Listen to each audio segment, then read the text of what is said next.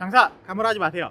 안녕하세요, 딜리버리 마케터 정만입니다. 바로구와 함께하는 듣는 상점 배달의 정석 현장 코칭. 오늘은 용인 역북점 같습니다. 날이 엄청 더운데요, 갑자기 더워졌어요. 오실 때가 다 된 것 같은데 저기 오시네요. 예. 안녕하세요. 반갑습니다. 예. 허부장님 소개 좀 해주시겠어요? 용인 처인구에서 바로구 이지사 대표를 맡고 있고요. 아, 열심히 예. 하고 있는 중이에요. 제가 잠깐 검색을 좀 해봤는데요, 되게 오래된 맛집인 것 같아요. 네, 맞아요. 되게 오래되셨고 유명해요. 아, 네, 그래요? 독보적인데 아, 근데 이제 배달이 조금 예. 그렇긴 하죠. 저희가 이제 그 전부터 알고 지냈던 사장님이기도 하고요. 그래요? 제가 이제 대행사 운영을 하게 되면서 되게 많이 믿어주시고 피드백도 많이 드리고 진짜요? 예, 이모랑 조카 같은 사이라고 해야 될까? 그렇구나. 네. 여기 맞죠? 네, 여기 예. 맞습니다. 겉에서부터 아우라가 있습니다. 예. 세월의 때가 조금 묻어있고 네네. 단골이 진짜 많아요. 배달에서도 잘 전달이 돼가지고 빵 터져야 되는데요. 그렇죠. 오늘 이제 그런 시간을 한번 만들어 보면 좋겠습니다. 네, 한번 네. 들어가 보실까요? 네. 안녕하세요. 안녕하세요. 둘이 친하시다 맞으시죠?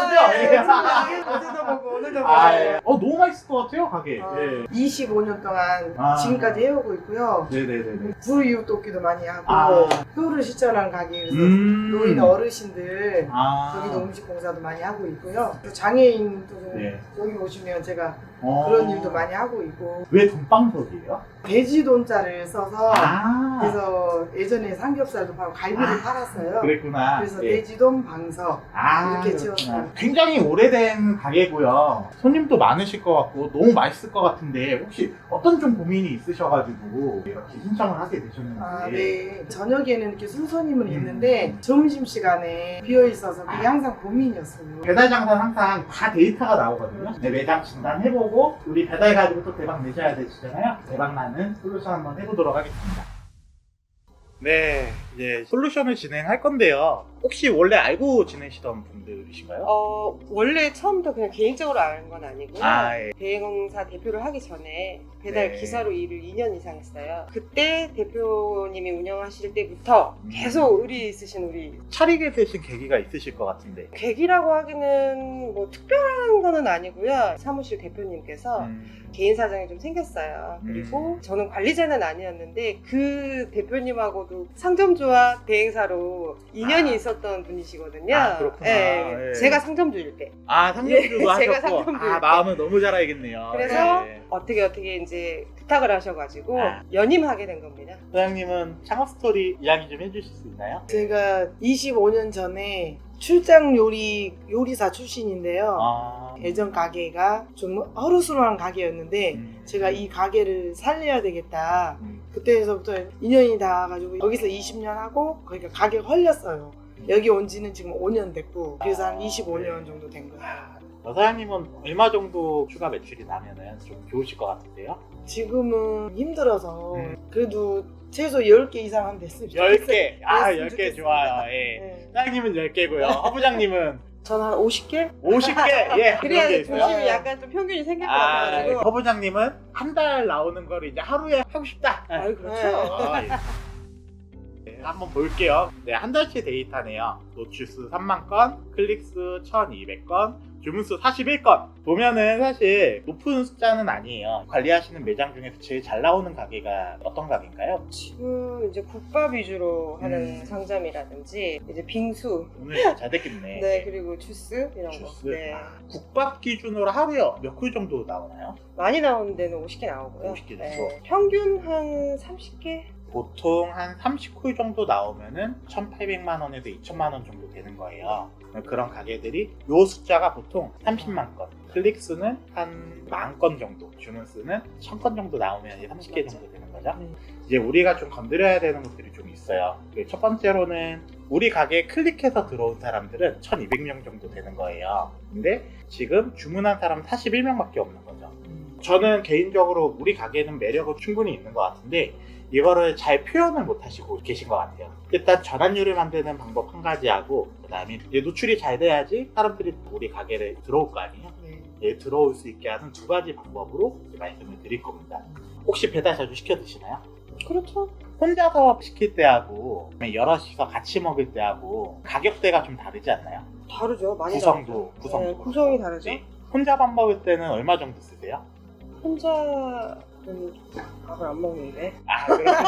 그렇구나. 혼자 우리 애기 그러니까 초등학생 혼자 있을 때 밥을 시켜줄 때 보면은 배달료 포함해서 2만 원 가까이 나와요. 2만 원 정도. 다 같이 먹을 때는 다 같이 먹을 때는 배 이상 되겠죠? 또 한 3만 원, 뭐 2만 원, 3만 그렇죠. 원이다. 배달앱에서 어떤 주문을 하실 때는 사람들이 자기에 맞는 상황들이 있을 거 아니에요. 나 혼자 밥 먹을 건데 음식 가격이 4만 원이야, 5만 원이야. 그런 것만 있어. 그러면은 주문을 못 하겠죠? 근데 예를 들어서 2명이서 밥을 먹을 거야. 푸짐하게 반찬도 넣고 먹고 싶을 거 아니에요. 근데 그런 게 없어. 그러면은 들어왔다가 다시 나가기를 하죠. 그래서 배달 앱에서 메뉴를 만드는 거는 홀에서 만드는 메뉴하고 좀 다르게 만드셔야 되세요. 우리는 지금 술안주 중심으로 되어 있죠. 그리고 점심 메뉴가 있는데 이게 10,000원에서 12,000원 정도로 잘 구성이 되어 있으세요. 근데 대표 메뉴나 이런 거를 봤을 때 단가가 좀 있는 제품들이 이렇게 많이 올라가 있으세요. 배달 시장에서는 혼자 밥 먹는 수요, 그 다음에 여러 사람이서 같이 밥 먹는 수요가 굉장히 높은 비중이에요. 술안주 수요도 많이 있지만 술안주 수요는 전체 밥 먹는 수요에 비하면 거의 한 3분의 1 정도밖에 되지 않아요. 큰 수요가 있는 시장을 일단 공략을 해야 된다는 거죠.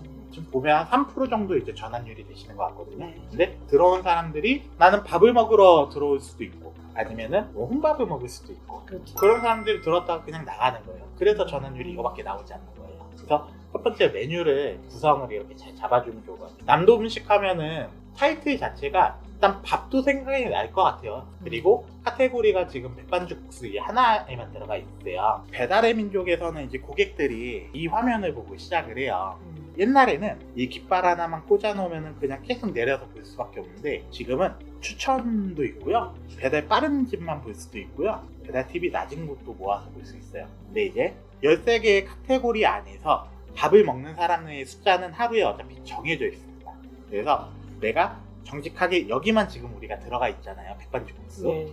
근데 여기는 밥 먹으려고 들어온 사람들일 거 아니에요? 그렇죠. 네. 근데 밥 먹으러 들어온 사람이 여기로도 들어갈 수 있어요. 네, 그렇죠. 도시락도 밥 먹으려고 하는 사람들이 들어올 수 있겠죠. 맞아요. 그래서 이 카테고리 안에 다 들어오는 게 좋죠. 우리 가게는 꼬막무침, 고기, 탕, 갈치조림 다 이제 다른 데 카테고리에 들어갈 수 있는 가게란 말이에요. 그렇죠. 고기구이도 들어갈 수 있을 것 같고 찜탕도 들어갈 수 있을 것 같고 도시락도 들어갈 수 있을 것 같거든요. 네.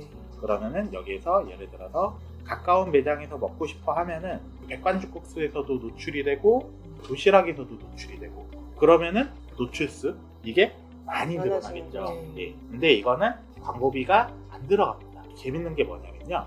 이쪽으로 들어오면은 6.8%를 뛰어가요.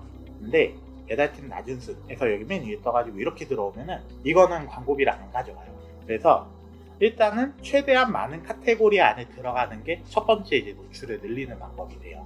근데 우리는 지금 고등어 구이 같은 것도 있고 닭도리탕이나 찜탕도 있고 우리가 술안주가 조금 특화가 되어 있잖아요.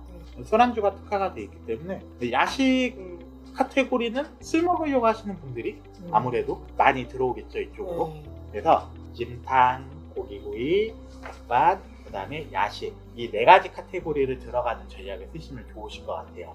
이것만 해도 일단 이 숫자가 최소한 10만에서 한 15만까지는 확보가 되실 거라고 생각을 해요. 또 이제 좀 도와주시면 좋겠는 게 우리가 이제 집밥 메뉴도 있고 구이탕 이렇게 쭉 있잖아요.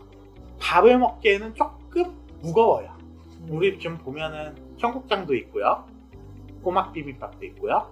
그런데 이제 밥류나 뭐 이런 것들 집밥 메뉴 보면은 얘 하나 있는 것도 숨겨놨네요. 사람들이 그 상황에 맞아야지 주문을 하는데 우리는 지금 그 상황에 맞는 메뉴들이 준비가 안 돼 있는 거죠. 그래서 그 부분은 1인 메뉴하고 이제 같이 먹는 집밥 메뉴를 준비를 해주시고 술 안주는 술 안주끼리 이렇게 모아놓아 주시고 그러면은 좀 좋을 것 같아요. 진짜 중요한 게요. 이 리뷰예요. 자, 들어와서 먹는 거는 제일 먼저 사람들이 뭘 보고 들어올까요? 내가 잘 모르는 지역 갔는데 밥을 먹어야 돼요. 그러면 보통 뭐 보고 들어가세요? 메뉴 보고 들어가죠. 메뉴도 보고 네. 저는 위생. 위생도 네. 보시고 네. 분위기도 보시고 근데 아마 이거 보고 들어가실 거예요. 사람. 음. 텅텅 비어있으면 들어가기 그렇죠. 싫잖아요. 네. 그 사람이 인테리어예요. 근데 온라인에선 이게 리뷰예요. 그렇죠. 아. 근데 우리는 한 달에 4개, 2개 이러면은 장사 되게 안 되는 집인가 보다 라고 생각하겠죠, 사람들이. 그렇죠. 그래서 이거를 좀 달게 하기 위해서 리뷰 이벤트라는 거를 해요. 네. 예를 들어서 꼬막 비빔밥 나갈 때 꼬막을 뭐 한 50g 더 준다든지 아니면은 계란 후라이. 뭐 계란 후라이를 뭐 서비스를 하는 그것도 해드렸어요. 뭐 호박전도 즉석으로 붙여서 보내고 와, 그런데도 립을 안 달아요. 이벤트 없이 그냥 주면 안 그러니까 돼요. 이벤트를 맞아요. 그냥 주는 게 효과적일 수도 있지만 기본적으로 리뷰 이벤트는 고객하고 나하고의 약속이거든요. 근데 먹기만 하고 안 다시는 분들도 많아요. 사실 그럴 수밖에 없기는 해요. 왜냐면 배고픈 상태에서 음식이 왔으면 일단 달려들잖아요. 좀 다 먹다 보면은 배가 부르잖아요. 배부르시면 어떻게 되세요? 자야죠. 예.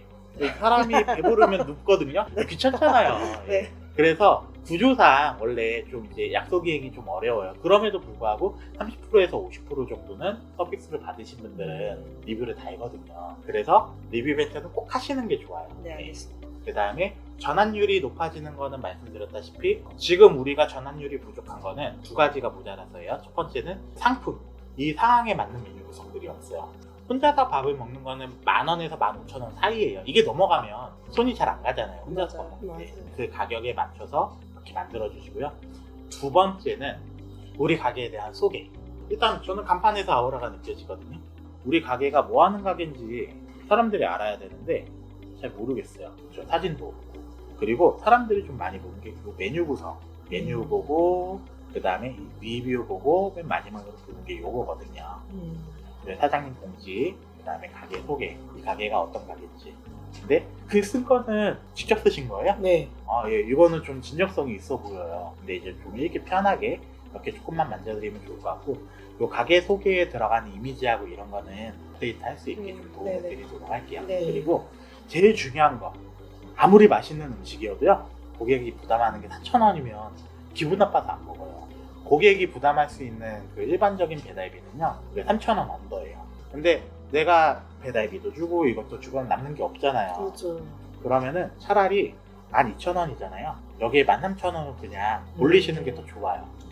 왜냐면은 손님들이 봤을 때 음식값이 비싸면 음식 퀄리티가 좋겠구나 이렇게 생각하는데 배달비가 높은 거는 음식맛하고는 전혀 상관이 없잖아요. 그러니까 손해보는 기분이거든요. 그래서 이런 것들은 메뉴하고 원가하고 이제 양하고 이런 거 설계를 하실 때 이게 조금 부담이 나면 얘를 조금 올리고 배달비하고 이런 거 웬만하면 3,000원 아래로 맞추시는 게 좋아요. 그리고 이 동네는 차라리 이런 데는 가기 좀 어렵거나 이제 콜비가 많이 나오는 동네인 것 같다. 그러면은 지역별 배달팀은 거리 순으로 해가지고 받으시면 좋으세요.